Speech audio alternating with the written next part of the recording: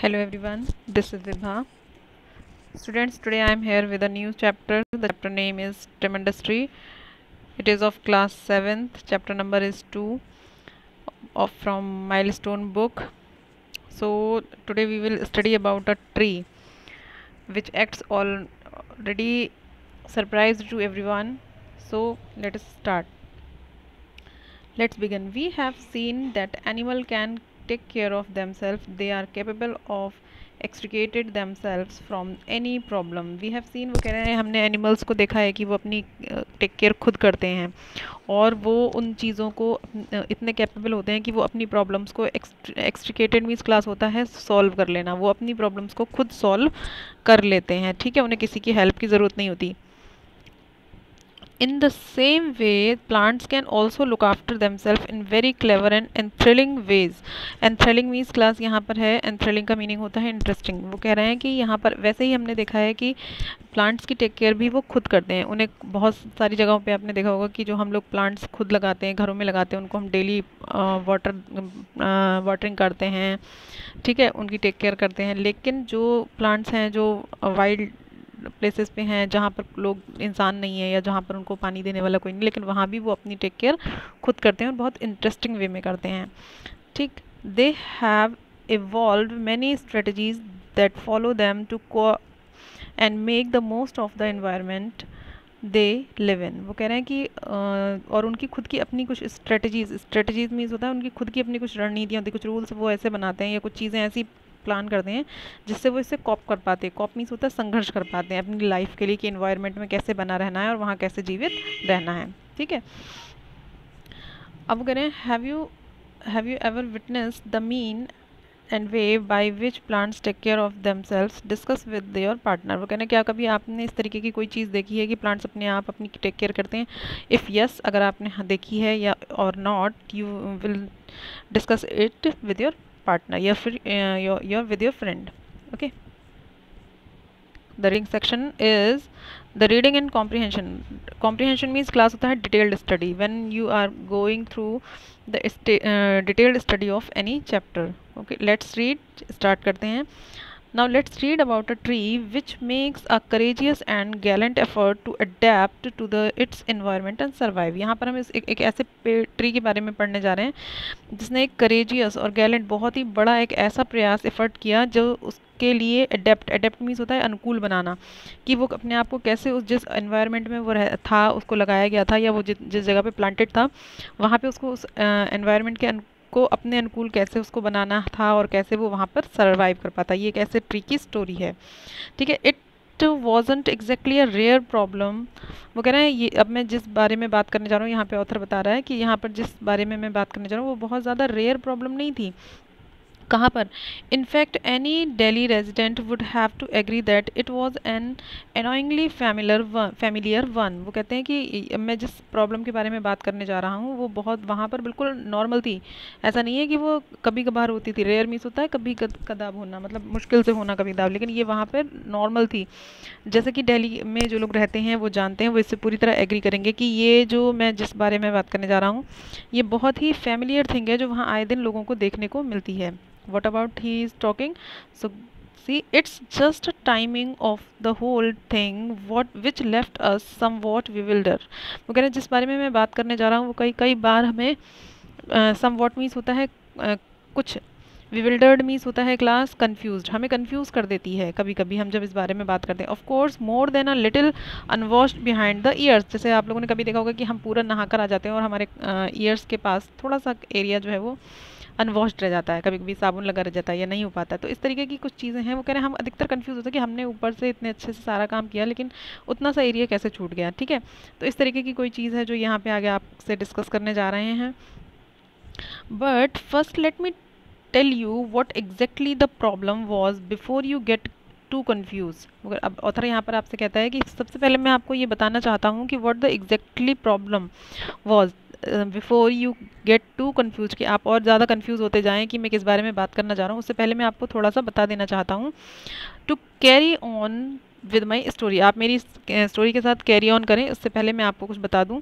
Actually what had happened was that the water supply to to our colony had become no merely erratic. वो कह रहे हैं कि मैं जहाँ पर जिस बारे में बात करने जा रहा हूँ कि मेरी जो कॉलोनी थी वहाँ पर वाटर सप्लाई जो है वो बहुत इरेटिक मीन्स है class not in regular pattern, यानी कि रेगुलर नहीं थी, बहुत इरेगुलर होती चली जा रही थी, वहाँ पे कॉलोनी में पानी सप्लाई नहीं हो पाता था. बट स्टीडली एंड डिस्ट्रेसिंगली डिक्रीजेज, बल्कि वो कह रहे हैं पहले तो कभी रेगुलर नहीं था, मतलब एक दिन आया 2 दिन नहीं आया, 2 दिन आया 1 दिन नहीं आया, लेकिन धीरे धीरे ये जो है ये जो कंडीशन थी वो मतलब डिस्ट्रेसिंगली डिक्रीजिंग, मतलब धीरे धीरे धीरे धीरे और ज़्यादा ये पैटर्न जो है वो कम होता चला जा रहा था. मतलब पहले फिर हफ्तों में आने लगा कि मतलब 1 वीक में आएगा या फिर 2 वीक्स में आएगा, इस तरीके से जो कंडीशन थी वो और ज़्यादा वर्स्ट होती जा रही थी. For a while people mobbed their hot and bothered brows and resign themself to the scorching waterless day ahead. इस लाइन को बहुत ध्यान से क्लास सुनिएगा क्योंकि ये थोड़ी सी आपको टफ लग सकती है, तो बहुत ध्यान से इसको देखिएगा. फॉर अ वाइल, कुछ समय के लिए, people mobbed their hot. Hot means उनको कभी कभी इन चीज़ों से बहुत ज़्यादा गुस्सा आता था, या इस गर्मी में वो अपने आप को मॉब्ड कर लेते, पसीना पोंछ लेते थे. एंड बॉदर्ड ब्रो, और उनकी जो भौं पे पसीना आ जाता था परेशानियों से. And resigned themself to scorching, और स्क्रॉचिंग मीन्स होता है इस बहुत ज़्यादा गर्मी के मौसम में वो इन चीज़ों को बहुत कोशिश करते थे कि हमें नहीं अच्छा तो नहीं लगता था, लेकिन वो फिर भी कैसे ना कैसे इन चीज़ों से कॉप अप करते थे, संघर्ष करते हुए इन चीज़ों को एक्सेप्ट करने की कोशिश करते कि हम हाँ चलो ठीक है 1 दिन मैनेज कर लिया, 2 दिन मैनेज कर लिया. लेकिन वाटरलेस डेज, जो इस तरीके के इनके वाटरलेस डेज, मतलब पूरे पूरे दिन पानी नहीं आ रहा, 2 दिन 3 दिन हफ्तों भर पानी नहीं आ रहा, इन चीज़ों से स्ट्रगल करते करते वो बहुत थोड़ा परेशान हो चुके थे अब. And that as I have said was no rare event, और जैसा कि मैंने पहली ही लाइन में बोला था इन्होंने कि इट इज़ नॉट रेयर, ये जो इवेंट था ये रेयर नहीं था, ये आम तौर पर वहाँ पर होता ही रहता था. ठीक है, रेगुलर पैटर्न पे ये चीज़ें लोग जो हैं वो दिल्ली वगैरह में जो लोग रहते हैं वो लोग ये वाटर सप्लाई की प्रॉब्लम जो है वो फेस करते ही रहते हैं. The branches of tree drooped means होता है फॉलन डाउन क्लास, जो कि सूख कर जैसे पत्तियां झड़ने लगती हैं उसको बोलते हैं drooped. With leaves yellow at the edges like decaying forgotten photograph, बिल्कुल वैसी हो गई थी, बिल्कुल किनारे से जैसे पत्तियां सूख जाती हैं, जैसे हमारे कुछ पुराने आपने फोटोग्राफ्स आप देखो तो होता है उनके साइड वॉल्स येलो पड़ने लगती हैं और वो धुंधली सी हो जाती हैं, just like that. Except I must add a glorious Gulmahar which blessed its bounty almost obscenely in the oppressive heat. यहाँ पर वो कह रहे हैं कि यहाँ पर मैं सिवाय एक चीज़ के यहाँ पर सारी जो ट्रीज़ थे वो उनकी ब्रांचेज जो वो ड्राई होती जा रही थी, लेकिन यहाँ पर सिर्फ एक चीज़ ऐसी थी जो कि अभी भी ब्लेजिंग कर रही थी और बहुत ज़्यादा इस ह्यूमिड नेचर में, ऑप्रेसिव और इस डिसलाइक्ड नेचर में, वो इस ब्रीजिंग इस ऐसे मौसम में भी वो सिर्फ अकेला एक ऐसा पेड़ था जो ब्लूम कर रहा था. ठीक है, अच्छे से उसकी ग्लोरी अभी भी बनी हुई थी. The red glow of its flower hurt the eyes with their iridescence. वो कह रहा है कि वो इतना ज़्यादा ब्राइट था कलर का, ये यहाँ पर एक ट्री बना हुआ है रेड कलर का, तो वो कह रहे हैं कि इतनी गर्मी में उसका इतना डार्क कलर था, शार्प कलर था, that it didn't like by eyes को बहुत चुभता था उसका कलर जो था.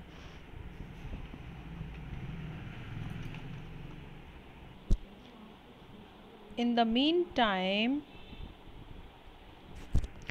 however, summer wilted everything else. यहाँ कह रहे हैं उसी समय में उस समय में वो गुलमोहर का जो ट्री था वो बहुत ज़्यादा ब्लेजिंग कर रहा था, शाइन कर रहा था, उसका कलर बहुत ब्राइट था.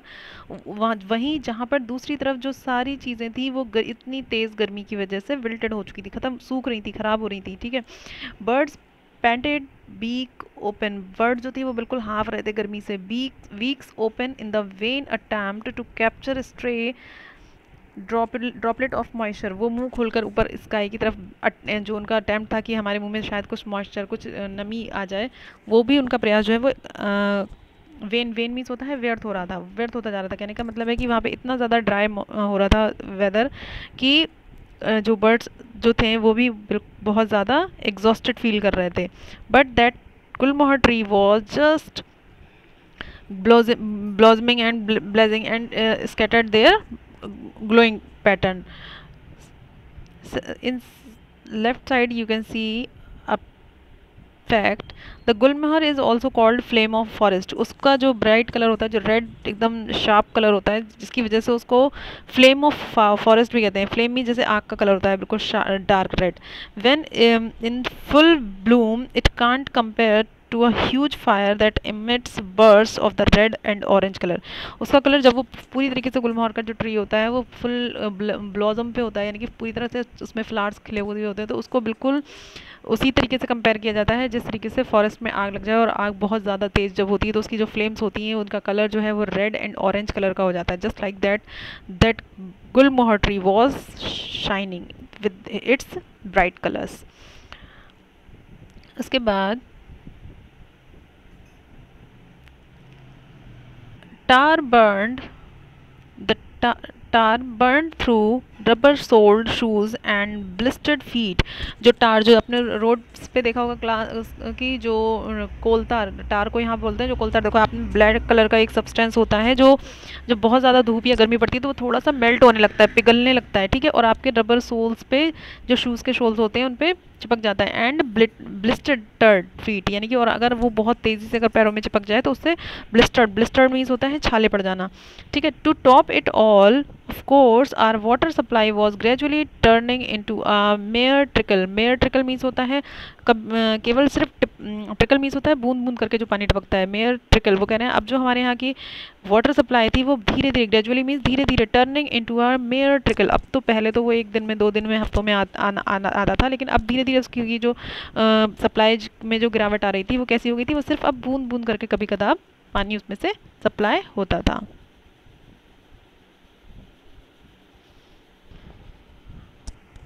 Once again author want to say here that we are born fatalist। fatalist means होता है जो लोग अपने सिर्फ भाग्य पर भरोसा करके बैठ जाते हैं कि ठीक है जो नसीब में होगा वो मिलेगा, एंड ऑल दैट।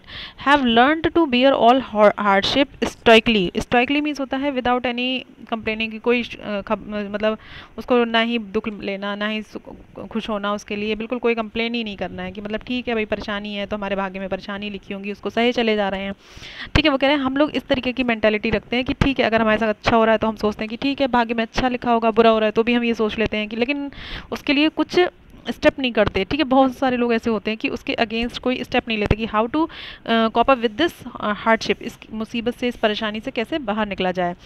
तो यहाँ पर वो कहते हैं the oppressive heat had effectively shaped us on any stray shade of rebellion और एक्टिव प्रोटेस्ट। वो कह रहे हैं कि इस तरीके की ये जो हमारे ऊपर जो गर्मी का इतना बुरा हमारे ऊपर प्रभाव पड़ता जा रहा था, लेकिन हम भी बिल्कुल शांत बैठे हुए थे, हम भी कोई मतलब 1 इंच भी हम कोई ना ही किसी के अगेंस्ट कोई विद्रोह कर रहे थे, ना ही हम किसी से झगड़ा कर रहे थे, शांति से ठीक है भाई नसीब में ये पानी आएगा, 4 दिन में आएगा, 1 दिन में आएगा। हम लोग बिल्कुल उस हार्डशिप के साथ अपने आप को धीरे धीरे अपने आप को हैबिचुअल बल्कि बनाते जा रहे थे। हम ये नहीं सोच रहे थे कि कैसे इससे बाहर निकलें या क्या चीज़ें करें, धीरे धीरे धीरे धीरे वो चीज़ हमें और परेशान करती जा रही थी, लेकिन फिर भी हम आराम से उसके साथ जूझ रहे थे, ठीक है।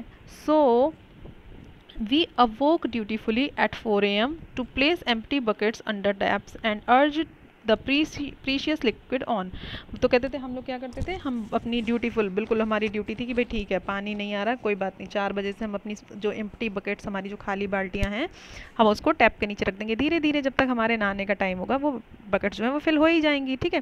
तो इस तरीके से हमने फिर धीरे धीरे अपनी आदतों में आदत बना ली ये चीज़ कि हाँ ठीक है 4 बजे से लगा देंगे भाई बाल्टी उठ के, ठीक। Not unlike betters at the horse race, बिल्कुल उनकी तरह नहीं, जैसे वो होता है ना बेट लगाते हैं जो लोग, कुछ शर्तें लगाते हैं कि वो जैसे हॉर्स रेस होने वाली कि आज कौन सबसे पहले पहुंच जाएगा अपनी बाल्टी ले लगाने और किसकी कौन रेस जीत जाएगा, इस तरीके से कोई मतलब हम लोगों में कोई कंपटीशन नहीं, कुछ नहीं, ठीक है भाई चल आराम से अपना काम कर लेंगे, ठीक। It was only when people got about that we started hearing strange rumours that sounded so unreal to our ears and recent experience that it was decided to something must be done. अब वो धीरे धीरे क्या हुआ, हम लोगों ने कुछ र्यूमर्स, कुछ अफवाहें सुनना शुरू की जो हमारे कानों को मतलब रियल तो नहीं लग रही थी, लेकिन फिर भी हम रिसेंटली जो है वो लगातार हम इसका अनुभव कर रहे थे कि लोगों ने सोचा कि भाई कुछ तो करना पड़ेगा, यहाँ पर कुछ तो ऐसा गड़बड़ चल रहा है कि कोई कुछ हमारी मतलब कॉलोनी में गलत हो रहा है कि पानी इतना कम कैसे हो सकता है, कि पहले भी हम यहाँ रहते थे लेकिन इतना कभी भी नहीं हुआ कि बिल्कुल ख़त्म हो जाए या बूंद बूंद आने लगे। ठीक है, इस तरीके से फिर धीरे से उन कुछ हुआ कि धीरे धीरे अफवाहें सुनने लगे आसपास कि क्या हो रहा है, कि जैसे होता है ना सोसाइटी में या कॉलोनीज़ में कभी कोई प्रॉब्लम होती है तो लोग डिस्कस करने लगते हैं, इस तरह की चीज़ें। ठीक है, अब देखिए क्या हुआ।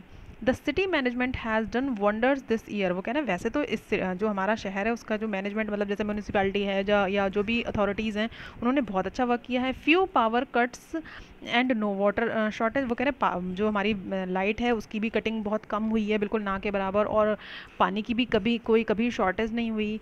Water relief to have enough water in its this heat. और बल्कि कितना हम आराम से रहते थे, इस गर्मी में हमें पानी आराम से मिल रहा था। This is the first year, ये पहली साल है that our lawn hasn't burnt up and died in this heat. पहली बार है कि हमारा ये जो हमारी कॉलोनी का ये जो सेक्शन है ये इतनी गर्मी में परेशान हो रहा है, जलता जा रहा है और गर्मी से बिल्कुल मर रहे हैं हम लोग, और पानी की इतनी शॉर्टेज हो गई है। तो उन लोगों को समझ नहीं आ रहा था कि जहाँ पूरी अथॉरिटी बहुत अच्छे से काम कर रही है, हर चीज़ हमें बहुत अच्छी से मिल रही थी, इस साल ऐसा क्या हो गया है जो मतलब यहाँ पर इतनी कमी होने लगी। तो ये सारी र्यूमर्स उन लोगों के कानों में पड़ने लगी, जो उन्हें समझ ही नहीं आ रहा था कि ऐसा कैसे हो सकता है, जब हर फील्ड में वो लोग अच्छा काम कर रहे हैं तो केवल सप्लाई इस साल कैसे कम हो सकती है। तो देखते हैं। So that's strange. We the resident of C block thought, तभी हम लोग जो C ब्लॉक में उस कॉलोनी में C ब्लॉक में जो हम लोग रहने वाले थे, जिन लोगों का घर रेजिडेंट मीन्स होता है रहने वाले घरों में, we certainly have a storage of water. हम लोग देख रहे थे कि निश्चित रूप से हम ही को ज़्यादा पानी की कमी हम लोगों के साथ ही ज़्यादा हो रही है।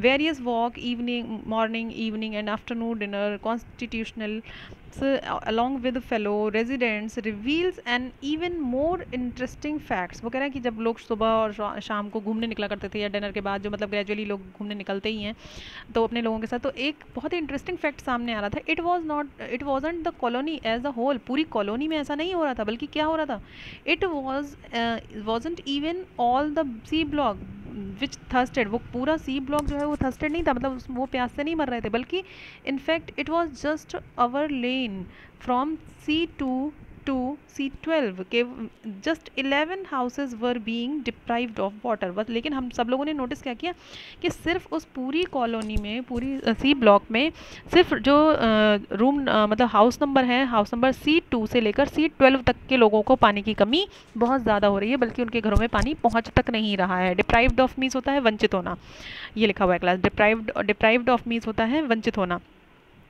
ठीक है, तो उनको लगा कि यहीं पे कुछ ऐसा है तो इसके बारे में हमें कुछ करना चाहिए। तो क्लास मैं यहाँ पर ये वीडियो पॉज करूँगी, नेक्स्ट पार्ट के लिए आपको थोड़ा सा वेट करना होगा और नेक्स्ट पार्ट में मैं आगे की स्टोरी कंटिन्यू करूँगी। सो आई होप कि यहाँ तक आपको इसका आइडिया मिलेगा और यहाँ से सस्पेंस क्रिएट होता है कि what is going on.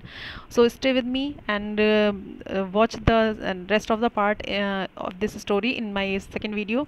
So I will meet you in the next part. Thank you. Have a nice day.